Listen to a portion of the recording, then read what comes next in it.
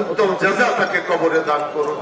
আল্লাহ মরহুম শহীদ রাষ্ট্রপতি জিয়া রহমানকে মাফ করে জান্নাতুল ফেরদাউস দান করুন। যারা এই দেশের জন্য জীবন উৎসর্গ করেছেন সকলকে আপনি মাফ করে দেন। আয় আল্লাহ, আজকের এই দোয়াকে আপনার হাবিবের উসিলায় কবুল করুন।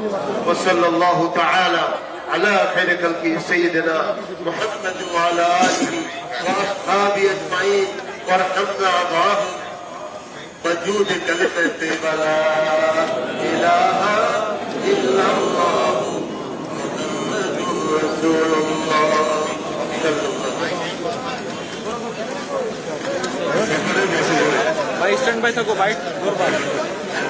দর্শক, এই মুহূর্তে শেষ হলো বেগম জিয়ার মাগফিরাত কামনায় যে দোয়ার আয়োজন করা হয়েছে গুলশান সেন্ট্রাল মসজিদ, খ্যাত যে গুলশান আজাদ মসজিদ যে নামে বেশি পরিচিত, সেই মসজিদে আমরা দেখলাম এই মাত্র যে দোয়া মাহফিল, তার দোয়া মাহফিলের মোনাজাত এই মাত্র শেষ হয়েছে এবং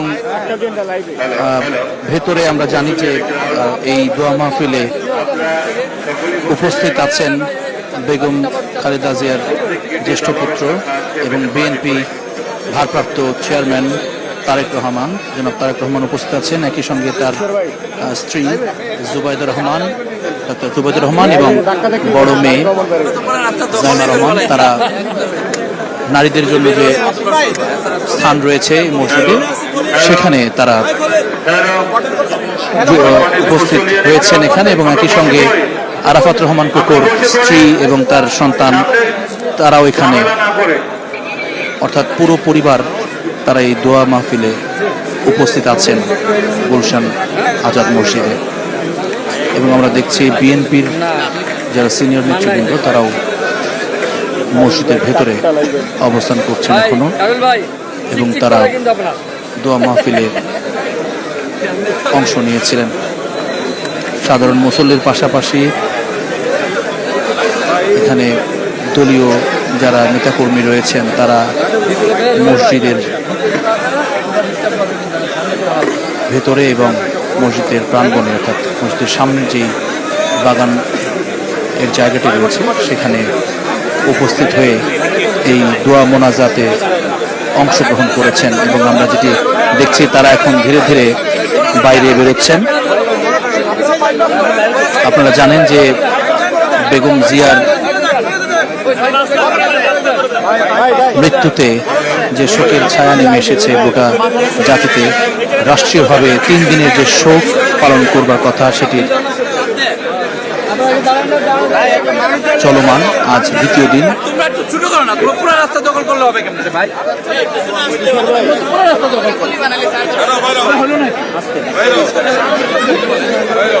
এখানে বিপুল পরিমাণ উপস্থিতি আমরা দেখছি, নেতাকর্মীদের উপস্থিতি আমরা এখানে লক্ষ্য করছি এবং তারা খুব স্বাভাবিকভাবেই প্রতিদিন যে ধরনের বা যে সংখ্যায় মুসল্লি থাকে তার চাইতে আজকে মুসল্লি অনেক বেশি এবং প্রত্যেকেই বেগম জিয়ার প্রতি যেই সম্মান জানাতে কিংবা তার প্রতি তার মাগফিরাত কামনায় দোয়া করতে সেই দোয়ার অনুষ্ঠানে বা এই মাহফিলে তারা যুক্ত হতে চেয়েছেন এবং যুক্ত হয়েছেন। অনেকেই ভেতরে জায়গা পাননি, তারা বাইরে দাঁড়িয়েছিলেন এবং আমরা দেখছি যে পুরো মসজিদের যে সামনের ফাঁকা অংশটুকু সেখানে কিন্তু নেতাকর্মীরা ভিড় করেছেন এবং ভেতরে অবস্থান করছেন বেগম জিয়ার পরিবার। 3 বারের নির্বাচিত সাবেক প্রধানমন্ত্রী তিনি প্রয়াত হয়েছেন এবং তার যে নামাজে জানাজা সেটিও নজিরবিহীন উপস্থিতি আমরা দেখেছি। স্মরণকালের সর্বোচ্চ উপস্থিতি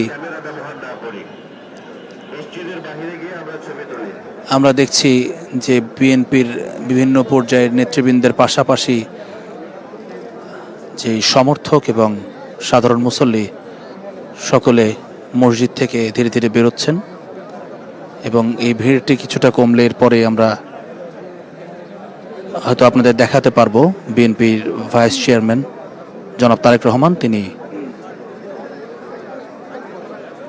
এই রাস্তাতেই বেরোবেন।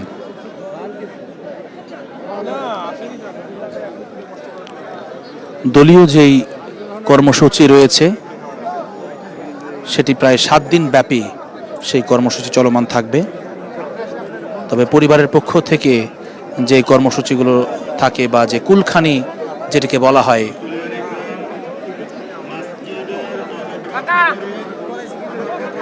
এই কুলখানির আয়োজনটি কিন্তু আমরা আজ দেখছি তার পরিবারের সমস্ত সদস্য যারা এই গুলশান সেন্ট্রাল মসজিদে দোয়ার মাহফিলে উপস্থিত হয়েছেন। তারেক রহমান সহ তার পরিবার, অর্থাৎ তার স্ত্রী ডক্টর জোবাইদা রহমান এবং তার মেয়ে জাইমা রহমান, একই সঙ্গে বেগম জিয়ার ছোট ছেলে যিনি ছিলেন অর্থাৎ মৃত আরাফাত রহমান কোকো, তার স্ত্রী এবং তার সন্তান, তারাও এই দোয়া মাহফিলে উপস্থিত হয়েছেন এবং নারীদের জন্য সংরক্ষিত যেই স্থানটি রয়েছে মসজিদে, সেখানে তারা অবস্থান করছেন এবং একদম মিম্বারের সামনের ভাগে অর্থাৎ প্রথম দ্বিতীয় কাতারেই আমরা দেখেছি যে জনাব তারেক রহমান সহ বিএনপির কেন্দ্রীয় নেতারা সেখানে অবস্থান করছেন।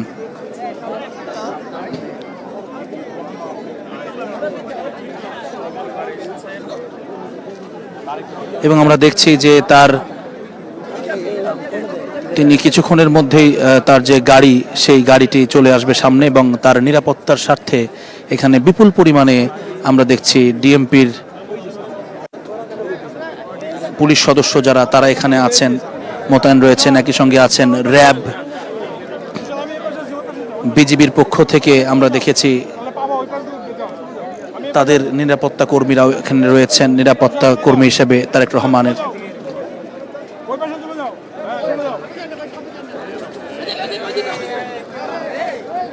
আমরা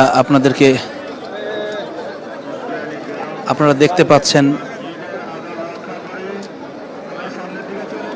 এই মুহূর্তে তারেক রহমানের যে গাড়িটি, মিডিয়াকে সুযোগ দিন, মিডিয়া কভার করুন।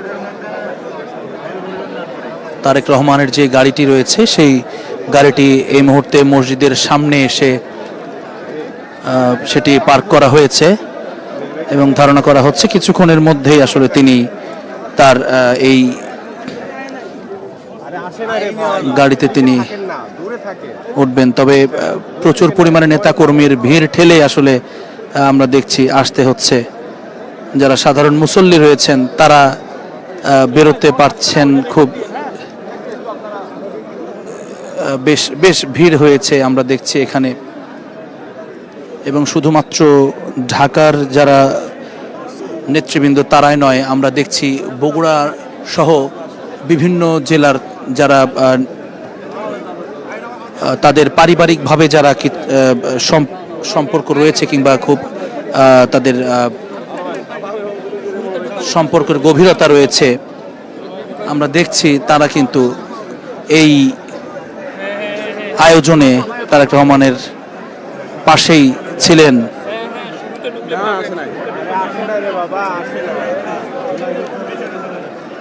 দর্শক, আমরা আপনাদেরকে দেখানোর চেষ্টা করছি এখানে প্রচুর পরিমাণে আসলে নেতাকর্মীর ভিড় সেটি রয়েছে।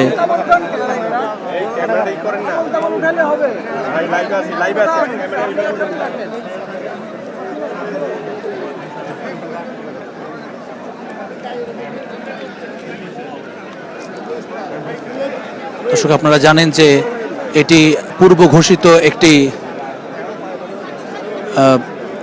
এই দোয়ার মাহফিলের ঘোষণাটি আরও আগেই দেওয়া হয়েছিল এবং আমরা দেখছি যে বিএনপির বিভিন্ন অঙ্গ সংগঠনের যারা নেতাকর্মী তারা কিন্তু ইতোমধ্যে ভেতরে আছেন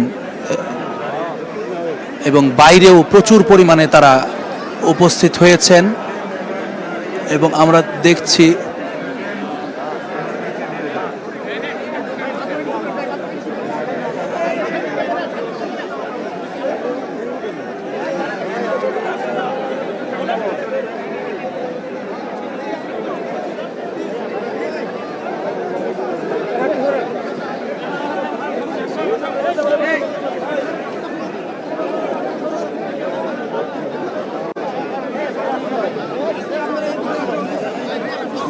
পাচ্ছি যে তারেক রহমান এই মুহূর্তে তার গাড়িতে উঠলেন, তার গাড়িতে উঠেছেন তিনি এবং তার গাড়িটি কিন্তু আমরা দেখছি এই মুহূর্তে নেওয়া হবে। ধাক্কাধাক্কি করবেন না, সরে যাচ্ছে। পিছান ভাই, গাড়িটা বেরোতে দেন। করবেন না ভাই, দয়া করে গাড়িটা।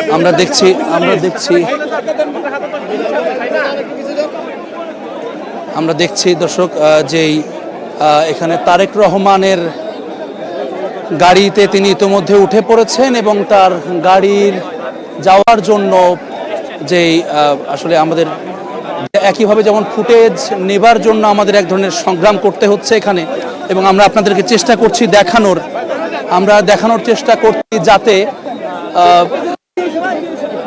আপনারা দেখতে পারেন। এবং দোয়া মাহফিল শেষ করে তারেক রহমান এই মুহূর্তে চলে যাচ্ছেন। এখন আলহামদুলিল্লাহ। এবং প্রচুর পরিমাণে আমরা এখানে দেখছি যে যারা নেতাকর্মী তাদের ভিড় ঠেলে আসলে তিনি যাচ্ছেন দোয়া মাহফিল শেষ করে। এবং আমরা দেখেছি যে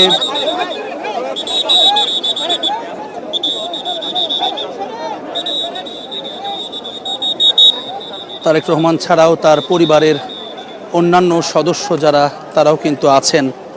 আপনারা জানেন যে জাইমা রহমান সহ তার মা জুবাইদা রহমান অর্থাৎ তারেক পত্নী, এছাড়াও আরাফাত রহমান কোকুর স্ত্রী এবং তার সন্তান তারাও কিন্তু এসেছেন। তাদের নিরাপত্তা নিশ্চিত বিপুল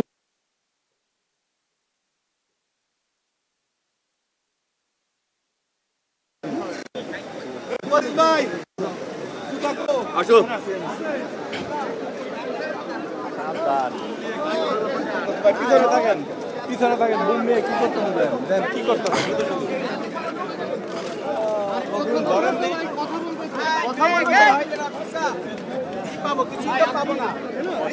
কথা বলবে পিছনে আসেন।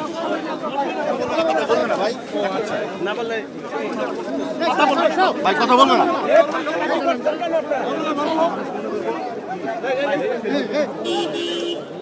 বিএনপির সিনিয়র নেতৃবৃন্দ যারা তারা রয়েছে, আমরা দেখলাম মির্জা আব্বাস সহ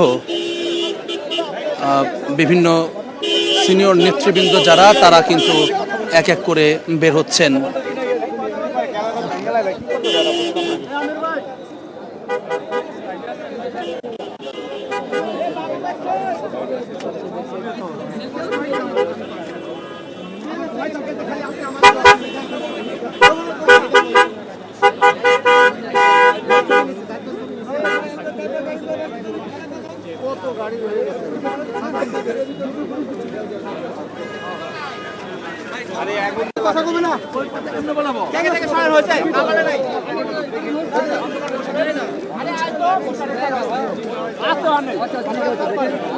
আমরা দেখছি যে বিএনপির সঙ্গে যারা নির্বাচনী বিভিন্ন জোটের সদস্য রয়েছেন তারাও এই মিলাদ মাহফিলে এসেছেন। আমরা দেখছি জুনায়েদ সাকি, যিনি বিএনপির সঙ্গে এবারে আসন সমঝোতার মাধ্যমে নির্বাচনে অংশ নিতে যাচ্ছেন। আমরা জুনায়েদ সাকিকে দেখছি। জুলাই আন্দোলন সহ গণতান্ত্রিক প্রক্রিয়ায় দেশকে ফেরাতে যে আন্দোলনগুলো হয়েছে সেখানে বিএনপির পাশাপাশি বিভিন্ন রাজনৈতিক দল তারা মাঠে ছিল, এবং আমরা দেখছি যে বেগম জিয়ার প্রয়াণের পরেও তাদের যেই সহমর্মিতা সারা দেশের মানুষের মতো দল মত নির্বিশেষে, রাজনৈতিক দল মতাদর্শ নির্বিশেষে তারা কিন্তু এই শোক প্রকাশ করেছেন, তার জানাজায় অংশগ্রহণ করেছেন। এবং একই সঙ্গে আমরা দেখছি যে আজকের যে দোয়া মাহফিল সেখানেও তারা অংশ নিয়েছেন। আরে ভাই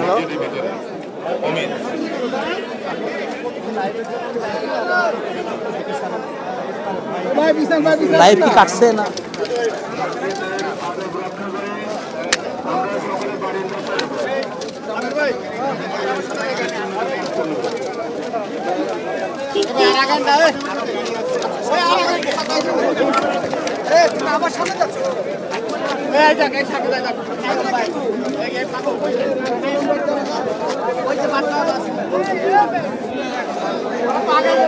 দর্শক, আমরা আপনাদেরকে দেখানোর চেষ্টা করছিলাম আসলে এখানে বিপুল পরিমাণে নেতা কর্মীদের যে উপস্থিতি সেটির কারণে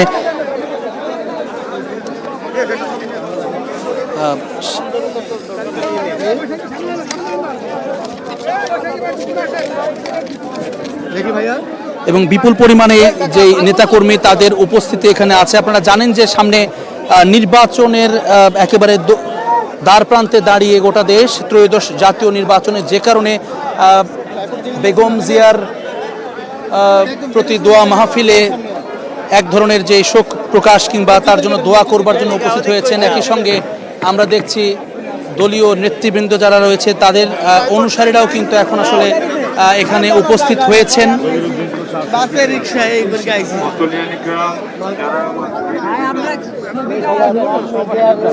ভাই একটু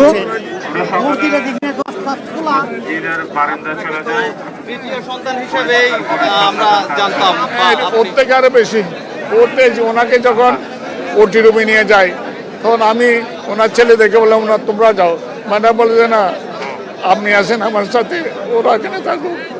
কত বড় বিশ্বাস, কত বড় আস্থা, অকল্পনীয় অকল্পনীয়, এগুলি বলার মতো না। তারেক রহমান তো এখন দায়িত্বে আসতেছেন, ইনশাআল্লাহ তারা কিভাবে ওনাকে হ্যাঁ ইনশাআল্লাহ he will do well, he will do well, he will do excellent. He's a very pragmatic leader. He's a very pragmatic leader. He came with plan. আমরা কথা বলছিলাম বিএনপির একজন সিনিয়র নেতার সাথে এবং আমরা দেখছিলাম আসলে আবেগ আপ্লুত হয়ে পড়ছিলেন তিনি। কথা বলতে বলতে কিছুটা আবেগপ্রবণ হয়ে পড়ছিলেন, কেননা তিনি সরাসরি বেগম জিয়ার সঙ্গে রাজনীতিতে যেমন অংশ নিয়েছেন ঠিক একইভাবে তার সঙ্গে যে ধরনের সম্পর্কের গভীরতা ছিল সেটি কিন্তু তার কথায় প্রকাশ পাচ্ছে এবং বেগম জিয়ার প্রয়াণে তার যে শোক, সেই শোকটি কিন্তু তিনি লুকাতে পারেননি। তার গলা ধরে এসেছে, তার যেই চোখের পানি সেটি কিন্তু বেরিয়ে গেছে। এটি আসলে আবেগের যে জায়গা সেটি আমরা দেখছিলাম এবং আগামীতে তারেক রহমান তার উত্তরসূরি হিসেবে ভালো করবেন এমন প্রত্যাশা কিন্তু তাদেরও আছে, আত্মবিশ্বাস রয়েছে। দলের নেতৃবৃন্দ যারা রয়েছে তাদের প্রত্যেকেরই আমরা দেখছি সেই এটি।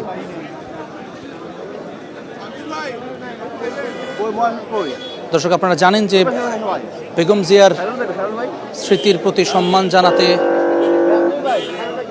এবং তার মাগফিরাত কামনায় যে দোয়া মাহফিল সেটি সারা দেশব্যাপী আজ শুক্রবার সেটি অনুষ্ঠিত হচ্ছে এবং ঢাকাতে প্রায় প্রতিটি মসজিদে আজকে জুমার মোনাজাতে এবং খুতবার মোনাজাতে বিশেষ করে তার জন্য মাগফিরাত কামনা করা হয়েছে। তার জন্য বেহেশতে স্রষ্টা যেন তাকে বেহেশতে নসিব করেন, মেহমান হিসেবে কবুল করেন। সেই জায়গাতে তারা মসজিদে, প্রতিটি মসজিদ তারা কিন্তু দোয়া মাহফিলে মোনাজাতের মধ্যে সেটি উল্লেখ করেছেন।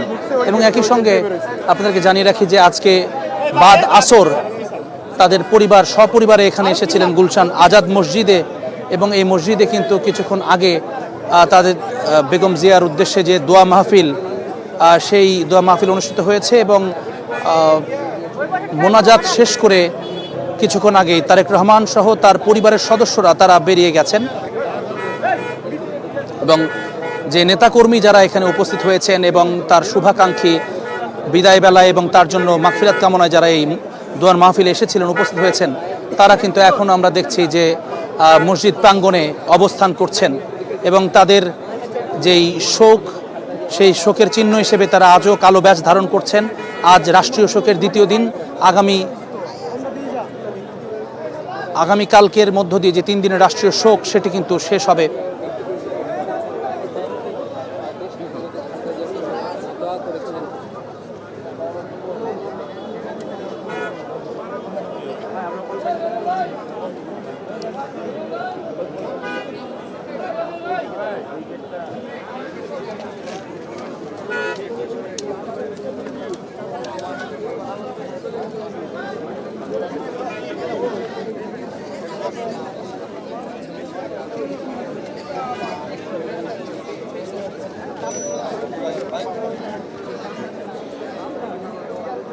দর্শক, যে 3 দিনের রাষ্ট্রীয় শোক সেটির দ্বিতীয় দিন আজ, এবং একই সঙ্গে শুক্রবার হওয়াতে আজ দেশের বিভিন্ন মসজিদে দোয়া মাহফিলের আয়োজন করা হয়েছে বিভিন্ন ওয়াক্তে। এবং আমরা দেখলাম যে গুলশান আজাদ মসজিদে বাদ আসর যেই দোয়া মাহফিলের আয়োজন করা হয়েছিল, সেখানে তারেক রহমান সহ তার সহধর্মিণী, তার বড় মেয়ে, তার পাশাপাশি বেগম জিয়ার ছোট ছেলে প্রয়াত আরাফাত রহমান কোকো, তার পরিবারের সদস্য যারা, তারাও এখানে উপস্থিত হয়েছিলেন।